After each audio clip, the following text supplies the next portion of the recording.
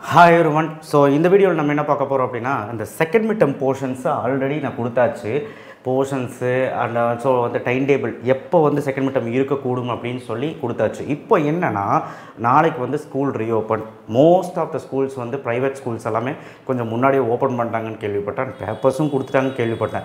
நாளைக்கு வந்து முக்கியமாக இந்த government schools, government aided schools, மெட்ரிகுலேஷன்ஸில் முக்கால்வாசி ஸ்கூல் எல்லாமே நாளைக்கு தான் திறக்குது.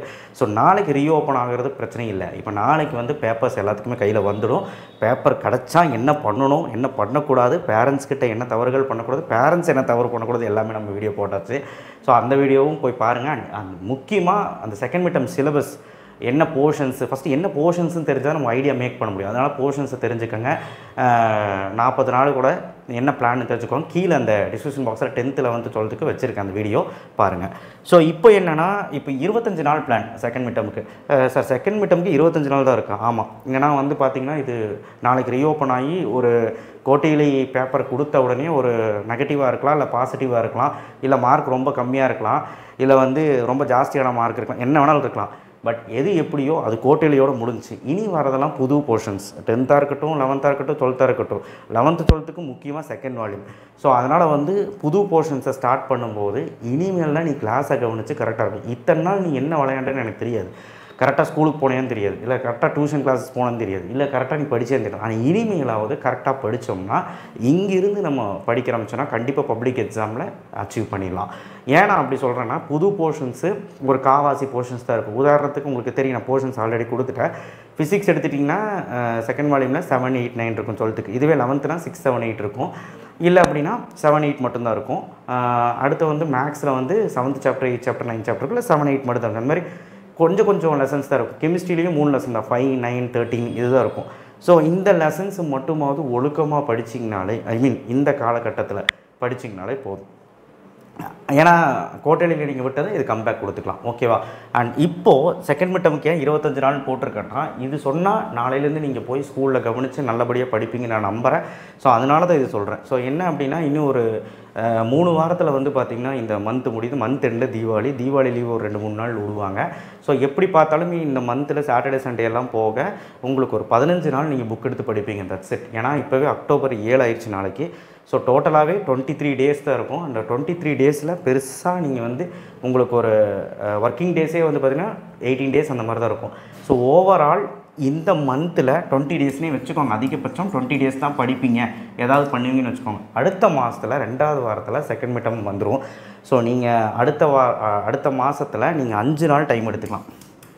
நவம்பர் மாதத்தில் நவம்பர் 1லேருந்து 5ஆம் தேதி டைம் எடுத்துக்கலாம். ஏன்னா அதுக்கு மேலே டைம் எடுக்காதீங்க. அதுக்கு மேலே இல்லை, ரிவிஷன் தான் பண்ணணும்.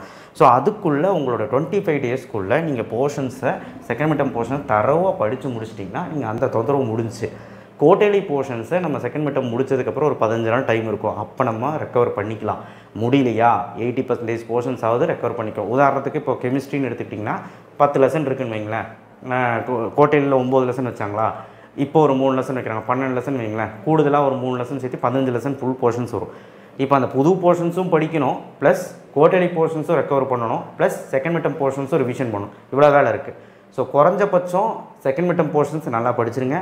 கோட்டையிலி போர்ஷன்ஸ் அப்படியே இருக்கட்டும், புது போர்ஷன்ஸை நல்லா படிங்க. அதையாவது பண்ணுங்கள். முடிஞ்ச அளவுக்கு கோட்டையிலி போர்ஷன்ஸை நீங்கள் மிஸ் பண்ணியிருக்கலாம். லீவில் எல்லாம் விளையாண்டிங்க, எல்லாமே பண்ணிட்டீங்க. ஒரு சிலர் நல்லாவே படித்து எனக்கு நல்லா அனுப்பிட்டே இருந்தீங்க. அந்த கிவ்அவே வந்து தரலாம் தான் இருக்குது. அதனால் ஒன்றும் பிரச்சனை இல்லை, தரேன்.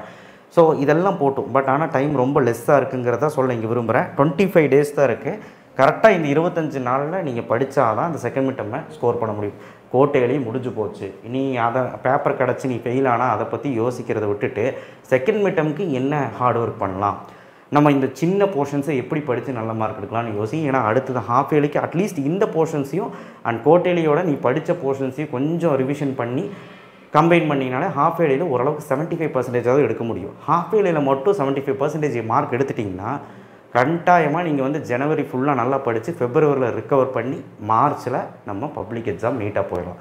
ஆனால் ஒன்று டைம் ரொம்ப கம்மியாக இருக்குது. இந்த 25 நாளில் அந்த கிராஷ் சீரியஸ் மேக்ஸோடது 12th 11th போட்டுட்டோம். 10th எல்லாம் வெயிட் பண்ணுறீங்க. அது நான் நாளைக்கு போட்டுடுறேன், இன்றைக்கி டைம் இல்லை. ஸோ அதனால் டே 1 கிராஷ் சீரியஸ் 11th 12th யாராவது பார்க்காம இருந்தீங்கன்னா நம்ம சேனலில் போய் பாருங்கள். அந்த மேக்ஸில் டெய்லி ஒரு 3 சம் 4 சம் போட்டிங்கன்னா போதும். அதர் சப்ஜெக்ட்ஸு கம்பைன் பண்ணி ஒரு 1 மணி நேரம் 1.5 மணி நேரம் படிங்க. டெய்லி 5 மணி நேரம் படிக்க சொல்லியிருக்கேன். இல்லையா ஒரு 2லேருந்து ஒரு 3 மணி நேரமாவது மனப்பூர்வமாக நல்லா படிங்க.